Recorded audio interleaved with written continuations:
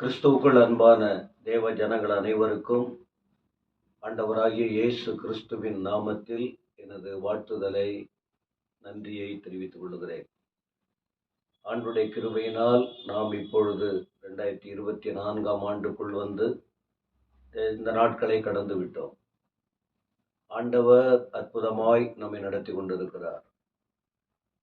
நமக்கு இந்த உலகத்திலே எவ்வளவு பொன், பொருள், சுகம் எல்லாம் இருந்தாலும் தேவன் கொடுத்த இந்த வேத வார்த்தை தான் நமக்கு ஒரு ஆசீர்வாதத்தை கொடுக்கக்கூடிய ஒன்றாக இருக்கிறது. எத்தனையோ பேருடைய வாழ்க்கையில் பல கேள்விகள் இருக்கிறது. எதற்காக நான் பிறந்தேன்? எதற்காக வாழ்ந்து கொண்டிருக்கிறேன்? நான் பிறந்ததை விட, வாழ்வதை விட நான் மரித்து போனால் நலமாய் இருக்கும் என்கிறதான சூழ்நிலைகள், பல காரியங்கள் அநேகருடைய வாழ்க்கையில் புலம்பலாக மாறிக்கொண்டிருக்கிறது. காரணம், விடுதலை பெற முடியாத வாழ்க்கை, தெளிவில்லாத சூழ்நிலை, தாக்குகிற பிரச்சனைகள், மேற்கொள்ள முடியாத காரியங்கள், மனம் நொந்த நிலையில் காணப்படுகிற மக்கள் உண்டு. என்ன பார்க்க யாரும் இல்லையா? எங்களை யாருமே விசாரிக்கல, நாங்க வேதனைப்படுறோம். இப்படியெல்லாம் பல தங்களுடைய வாழ்க்கையில் கஷ்டப்படுகிற மக்கள். ஆனால் இந்த நானும் என்னை போல ஏராளமான கர்த்தருடைய தாசர்கள் இப்படிப்பட்ட நிலையில் கடந்து போன போது ஆண்டவருடைய வார்த்தை, பரலோக தேவனுடைய வார்த்தை, பரிசுத்த வார்த்தைகள் நாங்கள் உங்களுக்கு சொல்வதை போல நாங்களும் கேட்டு எங்கள் வாழ்க்கையில் அதை ஏற்றுக்கொண்டு அதை நாங்கள் அனுபவித்த மாத்திரத்தில் எல்லா கேள்விக்கும் பதில் கிடைக்கிறது, சமாதானம் கிடைக்கிறது, பலனை பெற்றுக்கொள்ளுகிறோம், தெளிவை அடைகிறோம்.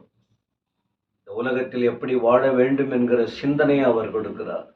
அதனால்தான் அந்த அன்பும் ஆத்தும பாரமும், எங்களைப் போல மற்றவர்களும் வேதனைப்படுகிறார்களே, அவர்களுக்கு யார் சொல்லுவது? அவங்க வாழ்க்கையின் நிலைமை என்ன ஆவது? இதே நிலையில் என் அன்பு சகோதரி, சகோதரர்கள், வாலிப பிள்ளைகள், பெரியவர்கள், அவர்கள் கடந்து போகிற இந்த பாதையில் இதே நிலை இருக்குமானால் அவர்களுக்குள் இருக்கிற ஆத்துமா விலையேற பெற்றது. இந்த விலையேற பெற்ற ஆத்துமாவை அவருடைய சூழ்நிலையை பார்த்து எதிரியாகிய சாத்தான் அவர்களை அழிக்க விரும்புகிறதினால் அவன் சூழ்ச்சிகளை முறியடிக்க ஒன்றே ஒன்று, ஆண்டவருடைய வார்த்தையாகிய இயேசு. இதுதான் அநேகருடைய வாழ்க்கையை தெளிவாக்கக்கூடியது. எனவே இந்த வார்த்தைகளை உங்களுக்கு நாங்கள் சொல்லிக் கொண்டிருக்கிறோம். எனக்கு ஆண்டவர் கடந்த வருடத்தின் இறுதி நேரத்தில், கடைசி வாரங்களில் ஒரு உணர்வை கொடுத்தார். எல்லாவற்றையும், வேதாகமத்தில் 1189 அதிகாரங்கள் இருக்கிறது. இந்த 66 புத்தகத்தில் எல்லாவற்றையும் உங்களுக்கு நாங்கள் விளக்கமாய் சொல்லிவிட முடியாது. அதற்கேற்ற ஆயுசு நாட்கள் எங்களுக்கு இருக்குமா தெரியாது. ஆனால் எல்லாரும் அறிந்து கொள்ள வேண்டிய ஒன்று, ஆண்டவர் இயேசுவை குறித்து. அவரை குறித்து தெளிவாக அறிந்து கொண்டால், சிந்திக்க ஆரம்பித்தால், யோசிக்க ஆரம்பித்தால் எல்லாவற்றுக்கும் விடை காண முடியும் என்கிற உணர்வு இருக்கிறதினால் உங்களுக்கு நாங்கள் அதை சொல்லிக் கொண்டிருக்கிறோம். நீங்கள் ஒருவேளை சோர்ந்து போய், நான் குறிப்பிட்ட வார்த்தைகளைப் போல தெளிவற்று கீழே விழுந்தாச்சு, எழுந்திருக்க முடியாமல் என்ன செய்ய முடியும் என்கிற நிலையில் குழப்பத்தோடு இருக்கிற உங்களுக்கு இந்த வார்த்தை கண்டிப்பாக தேவைப்படுகிறது.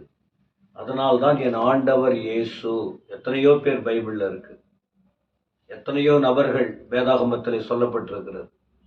ஆனால் என் ஆண்டவர் இயேசு இயேசு இயேசு அப்படின்னா நீங்க மூச்சு இழுத்து விட்டு பாருங்க. மேல ஒரு மூச்சு, அதை இழுத்து பாருங்க, அந்த இயேசுங்கிற அந்த இது உங்களுக்கு வரும். இன்னைக்கு மூச்சு விடுவதே அவரால் தான், பாதுகாப்பு அவரால் தான். அதனால நீங்கள் பலன் பெற்று தெளிவு பெற்று வாழ்வதற்கு இந்த வார்த்தைகளை சொல்லிக் கொண்டிருக்கிறோம்.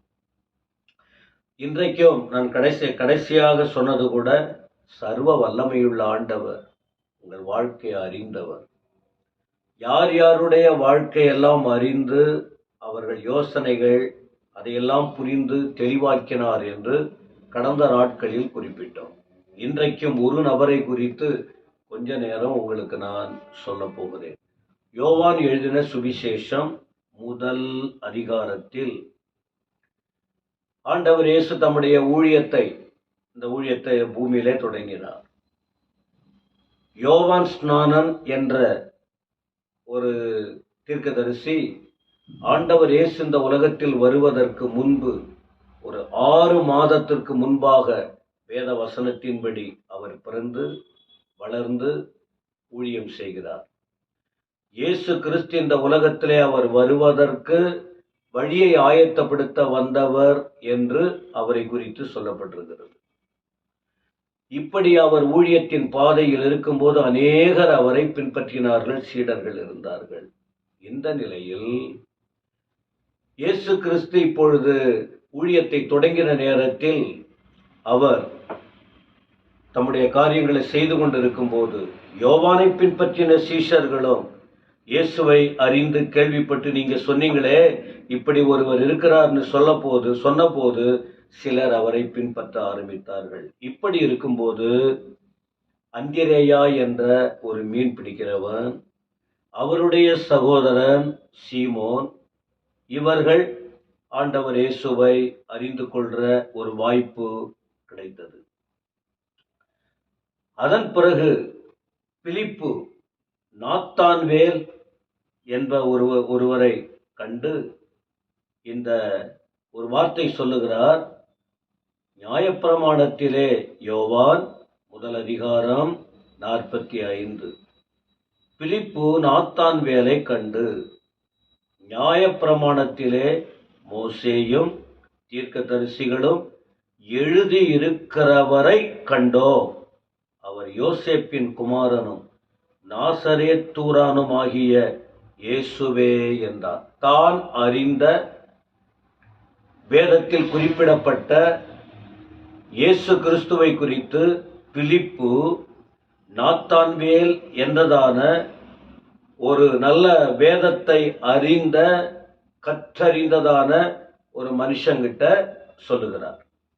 அப்ப சொல்லும்போது நாத்தான்வேலின் பதில் பாருங்கள். அதற்கு நாத்தான்வேல், நாசரேத்திலிருந்து யாதொரு நன்மை உண்டாக கூடுமோ என்றார்.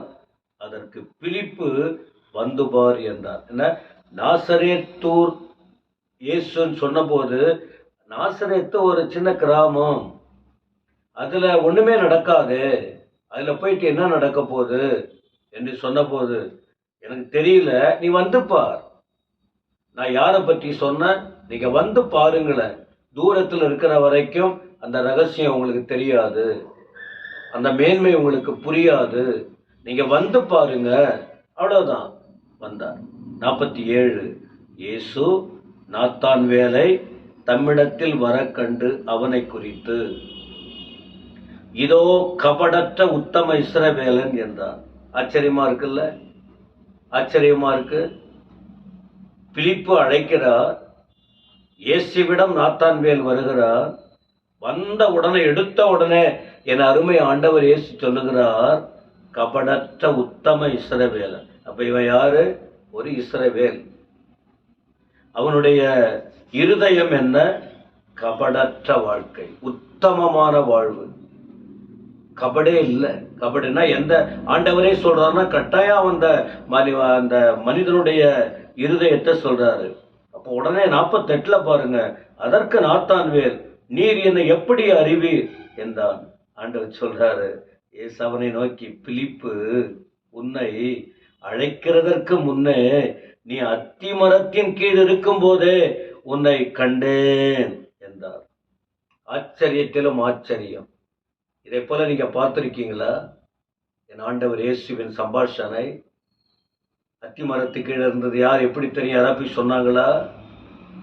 குறிப்பிட்டு தெளிவா சொல்றாரு. பிலிப்பு அழைச்சானே, நீ அத்திமரத்து கீழே இருந்தியே, அப்போவே கண்ட. அதனால்தான் சொன்ன, அவர் நேற்றும் இன்றும் என்றும் மாறாதவர். அவர் உன்னத தேவன், எல்லாவற்றையும் படைத்தவர், எல்லாம் அவருக்கு தெரியும். அப்ப நாத்தான்வேலை பாருங்க. அதற்கு நாத்தான்வேல், ரபி, நீ தேவனுடைய குமாரன், நீ இஸ்ரவேலின் ராஜா என்றார். 50ஆம் வசனம். இயேசு அவனுக்கு பிரயுத்தரமாக, அத்திமரத்தின் கீழே உன்னை கண்டேன் என்று நான் உனக்கு சொன்னதினாலேயா விசுவாசிக்கிறாய்? இதிலும் பெரிதானவைகளை காண்பாய் என்றார். பின்னும் அவர் அவனை நோக்கி, வானம் திறந்திருக்கிறதையும் தேவ தூதர்கள் மனுஷகுமாரனிடத்தில் ஏறுகிறதையும் இறங்குகிறதையும் நீங்கள் இது முதல் காண்பீர்கள் என்று மெய்யாகவே மெய்யாகவே உங்களுக்கு சொல்லுகிறேன் என்றார். தீர்க்கதரிசியாகிய இயேசு. என் அன்பு சகோதர சகோதரி, நீங்க என்ன யோசிக்கிறீங்க அவருக்கு தெரியும். நீங்க எதை பார்க்குறீங்க அவருக்கு தெரியும். உங்க வாழ்க்கை எந்த பாதையில் போகிறது எல்லாமே தெரியும். உலகத்துல மனுஷங்கிட்ட மறைக்கலாம், ஏசப்பா கிட்ட மறைக்க முடியாது. நம்ம செய்ய வேண்டிய காரியம் என்ன? நீங்க நன்றா இருக்க வேண்டுமா? விடுதலை பெற வேண்டுமா? சமாதானமா இருக்க வேண்டுமா? தெளிவுடன் வாழ வேண்டுமா? உலகத்தில் பிறந்ததிலே ஒரு அர்த்தம் வேண்டும் அல்லவா?